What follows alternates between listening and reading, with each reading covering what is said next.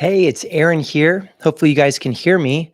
I had some problems with my microphone a little bit earlier when I was trying to film this. So I'm glad you're here. My name's Aaron Hayes. I am really, really excited to be able to share with you a little bit about how you can overcome burnout and some of the tips and tools I've learned along the way. So, my goal today is really to share with you like three powerful actions you can take that can help you to escape burnout, to get out of it. And these are like three actions that are easy to do. They're things that we overlook, but we don't necessarily remember or realize the impact of them. So, I'm going to be giving away a free resource right now and also at the end of this live that I really am hoping that you will grab a hold of. It's a resource guide, it's access to a 5-page PDF and a 40-minute webinar that can really help you make the 5 shifts that you need to take to be able to permanently overcome burnout. And so, if you want to get that, you can. It's actually in the description for this video and it is a really powerful resource that I've put together for you. Now, you might be wondering, like, why am I sharing this? Why am I giving away some of my tips and tools? It's because I've actually gone through burnout twice. You'd think I'd be smart enough after the first time not to do it a second time, but I have really learned some powerful lessons that have really helped me, that have been able to help me get out of a place of discouragement and exhaustion, a place where I was actually really afraid that I was never going to be able to come back and get back my energy and be able to um, really, really deliver at the level that I was delivering prior to this. And so, this journey that I went on is something that I learned from. And I basically took all of those ideas and concepts and I've been building them and growing them to serve teams and leaders and people just like you, especially because burnout is impacting people at such an incredible rate right now. So, I'm going to go ahead and dive into some of this content that I want to share with you because these three actions that you can take are so easy and they're just easily forgotten about. But you can take action on these today. You could take action on them tonight by really just listening to this and then going out and doing it. So I'm going to start off with the very first action that you can take that can help you move beyond burnout in a powerful way. And it's one that we overlook, and it is sleep. Now, I know that you may be going, okay, Aaron, I've heard about sleep. Obviously, like we should all sleep. I almost feel like I'm hearing my mom speak to me when I was a kid, like you need a full 8 hours of sleep. But the reality is that sleep is massively powerful for your brain. It can literally help reset the parts of your brain that are keeping you trapped in those places of burnout. So if you've ever got to that moment in the afternoon where you just feel like total exhaustion, like you're melting into the floor, or maybe you're like walking around with that brain fog, like I used to lose my wallet and my keys all the time, and I couldn't find them. They'd be right on the table in front of me, but I couldn't see them because I was just in such a heavy brain fog. Well, sleep is one of the things that helps your brain to fully reset. And sleep has some incredible byproducts as well. So when you get 7 to 8 hours of solid sleep a night, it has an incredible power to like help regenerate and help grow your brain. It helps your brain be healthy and strong. So, it's like if you one of the worst tortures you can do to someone is deprive them of sleep because it literally can make you go like crazy. It can make you feel like you're losing your mind, which by the way, go hug all your friends who have young babies right now. That's why it's so hard is when we're not getting that sleep, our brains are not getting to reset. And that brain fog sets in. And when that brain fog sets in, and you're getting more and more exhausted, it gets harder and harder to solve problems, which is a huge sign of burnout. Like problems that you used to be able to solve are now getting much harder.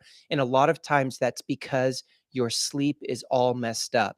So you work hard all day and then you get home at the end of the day and you grab your phone, it's 11:30 at night, and then you keep scrolling, and that bright light from the phone, it actually turns your brain back on and it makes it hard for your brain to basically shut down so that it can get into that REM sleep where you're able to get into a healthy frame of mind. So just to kind of like summarize what sleep can do, It can improve your mood. It also like helps you with like if you have diabetes or heart challenges that are in your family, like heart illness, it can like help decrease the likelihood of you getting those things. Not only does it help your mood, it can help your clarity. It can help you to be able to be at your best so that you can go the full day. So if you're not getting that sleep, a couple of tips and tools to help you is if you're waking up with that elephant of stress and anxiety that's sitting on you, I have two quick tricks to help me get back to sleep. One is I keep a journal by my bed, and I will literally pull that journal out and I will just brain dump all of the things that are going through my head, the unfinished projects, the emails that I need to do. Whatever you do, don't pick up your phone and start working again because it's messing up the rhythm that your body needs to get into to sleep. So I have a journal and I'll turn on the light for a second and I'll write down, I'll just brain dump all of those things. The second thing that I like to do is I like to keep a heavy reading book by my bed, like something that's going to make me really have to think, something that's even a little bit on the educational side so that my brain will go, oh, I can't work this hard. It just makes me want to go back to sleep. So sometimes I'll have a heavy reading book next to my bed, and that will help me to get into sleep. And then there's practical things that you can do as well, which of course is keep the lights dim 2 hours before you go to bed, make your house as cool as you can, and that the coolness will help you to sleep better. Those are all little tips that you can do, but you've got to get your sleep. So sleep is the very first thing that you can do. Anyone can do it, and it can make a huge difference to help you escape burnout. Now, the second thing that you need to do, and this is one, again, I think you're going to go, no, duh, Aaron, of course, but it's exercise.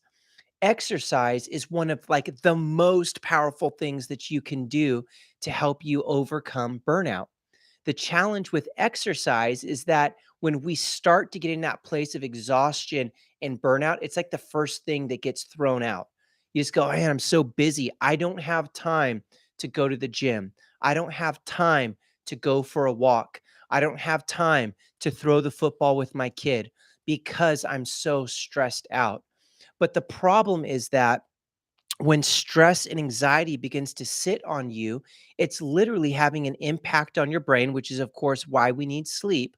But the stress and anxiety is happening, and your brain is processing all of this stress and anxiety. And there's one part of your brain called the reptilian part of your brain. It's the most ancient part of your brain, it's the reactive part of your brain. And then there's another part of your brain called the prefrontal cortex. It's the forward thinking, planning part of your brain. And in between these two parts of your brains is a little guy called the amygdala. And the amygdala is the threat detection system of your brain.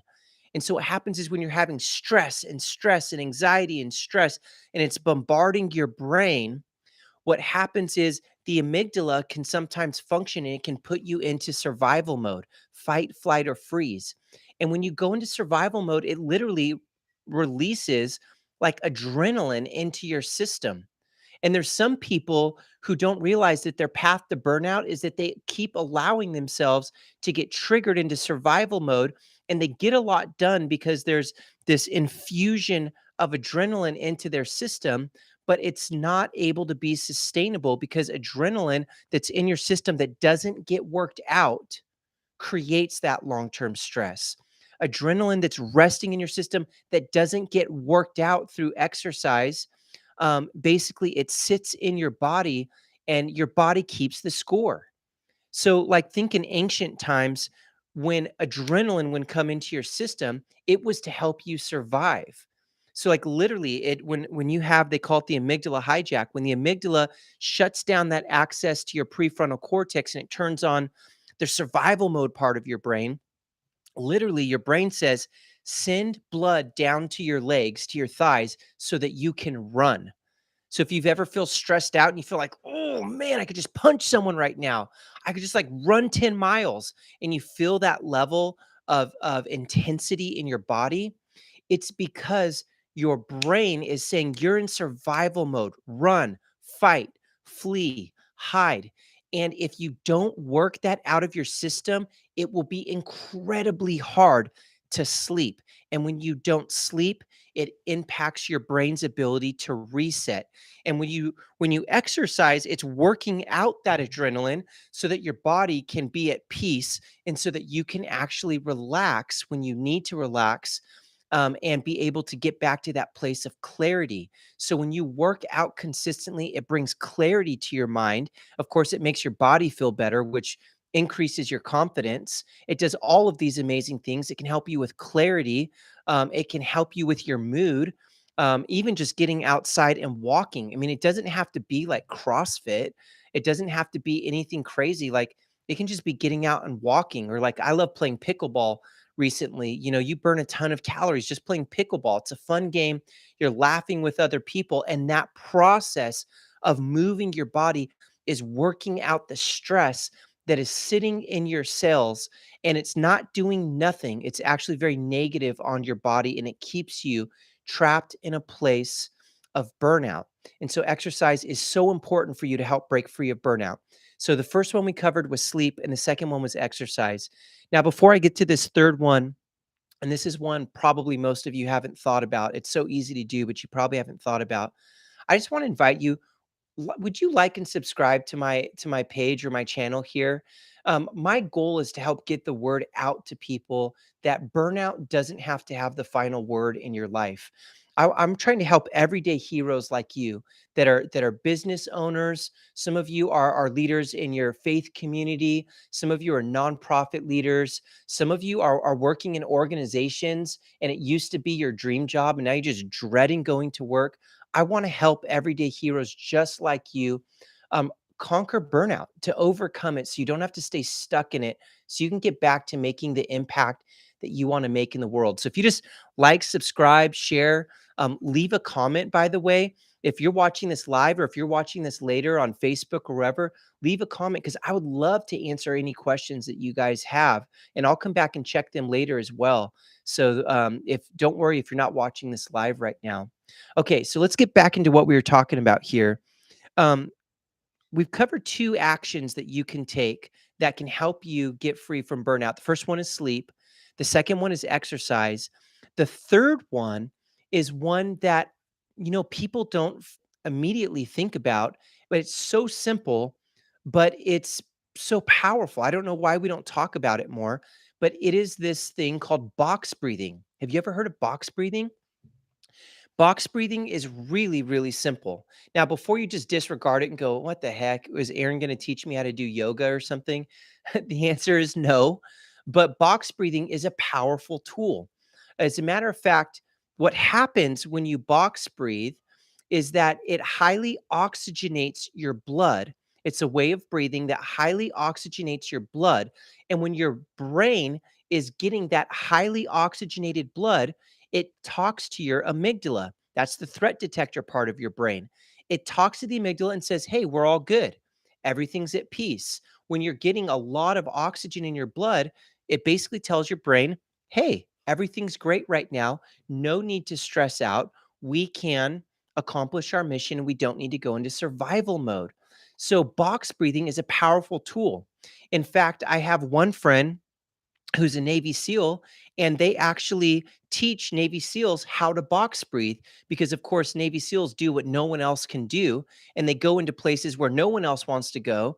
They're extremely high stress situations, and one of the first things that they teach Navy SEALs in a lot of different ways. By putting them through a lot of stressful situations, but they teach them how to manage their breathing. Because if you can manage your breathing, it slows down your heart rate.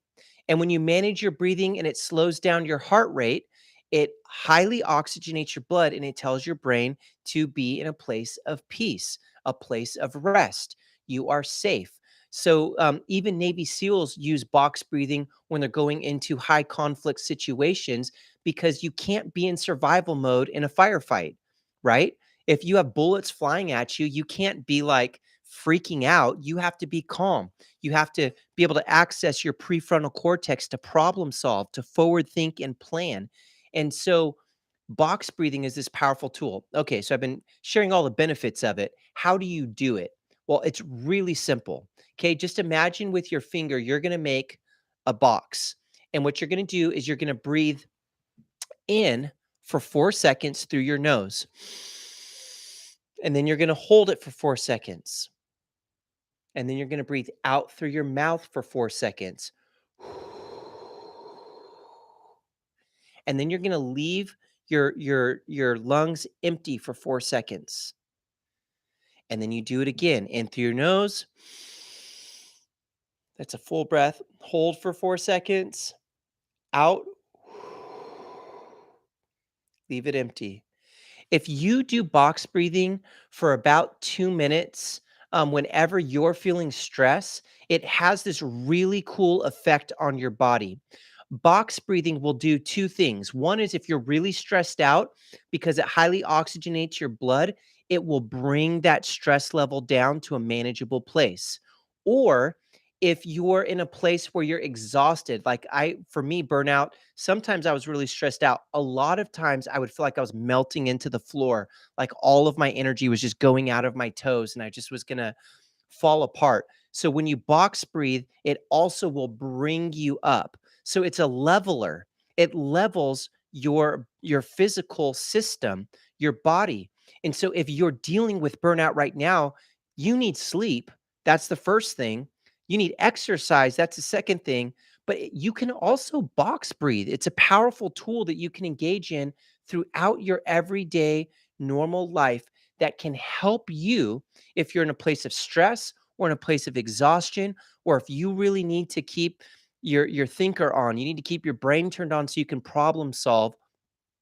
Box breathing is something that you can do, and you don't have to be weird about it and do your finger like this. The finger doesn't do anything but just remind you that it's 4 seconds in, hold, 4 seconds out, leave it empty. And if you just keep doing that, within 2 minutes, you can see a noticeable difference. Now, I have a family friend who was in the military and they were dealing with some PTSD. And one of the things that they had was they had a smartwatch and they could turn on their smartwatch. And what they could do is they could see their heart rate was elevated because of the smartwatch. And when they would box breathe within 2 minutes, this person told me that one time their heart rate was like around 125, 130, and it dropped it all the way down to in the 60s range. 60 beats per minute. So that's pretty intense. That's a huge difference physiologically and psychologically that can help you to survive those moments when you feel like you're so burned out and it's just going to eat your lunch in that moment. Okay. Well, I have shared a lot of things here. I've shared three powerful actions that you can take. But I want to give you a second to just ask any questions that you have. Do you have any questions? I'd love to hear from you. Maybe you could leave a question in the comment box below. And again, even if you're not watching this live, leave a comment because I will come back and check this, whether it's on Facebook or on YouTube or wherever you're going to watch this. Maybe it's on LinkedIn. Leave a comment because I will come back and answer those questions because I'm really passionate about helping people just like you overcome burnout. So I'm going to give myself a chance here to drink a little bit of water and see if you guys have any questions.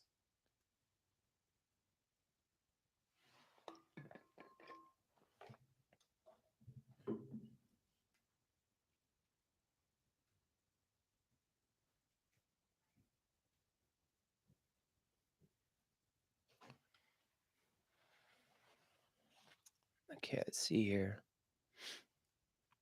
Well, it doesn't look like there's any questions that are coming in at this moment. But just a reminder, if you're watching this later, please leave your questions, leave a comment. How has burnout impacted you? What are some of the powerful actions that you've taken? I'd love to hear from you. And again, I want to give you access to this free resource.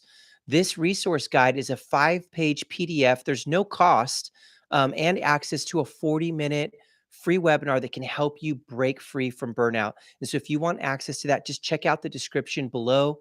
It's there. It's totally free. And I hope that you take advantage of it because it's there for you. I hope this has been a powerful time for you. I'm really excited about getting to help leaders like you. And I look forward. I'm going to be doing some more of these as well. So if you want to follow me, you can.